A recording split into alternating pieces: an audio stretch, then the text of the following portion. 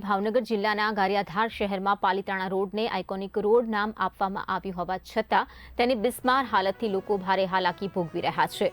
રસ્તા પર ઠેર ઠેર ખાડા, ઉખેડેલો માર્ગ અને અસમાન સપાટીને કારણે વાહન ચાલકો પાસે પસાર થવું ખૂબ જ મુશ્કેલ બની રહ્યું છે।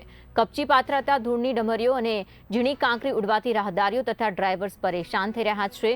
શહેરના વિકાસના દાવાઓ વચ્ચે આ રોડની સ્થિતિ નગરપાલિકા તંત્રની કામગીરી સામે સવાલો ઊભા કરી રહી છે। ભાજપ શાસિત નગરપાલિકા હોવા છતાં લોકોમાં રોષ છે કે આઇકોનિક રોડ માત્ર નામનો જ રહી ગયો છે અને તેની વાસ્તવિક મુશ્કેલીઓનો ભોગ સામાન્ય જનતા બની રહી છે। જ્યાં જોવો ત્યાં નકરા ખાડા ખોદ્યા છે, પણ પાણીનું 1% કામ હજી સવલતવાળું નથી કર્યું।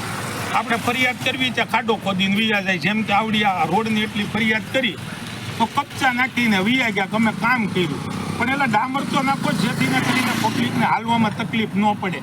અને પછી પબ્લિક કઈ મૌન બેઠી છે। જે અહીંથી ને દીમાં 10-10 ફેરી પસાર થાય છે એ લોકો કોઈ જાતનો રોષ આ લોકો ઉપર કે રાગ કે કાંઈ નથી કરતા।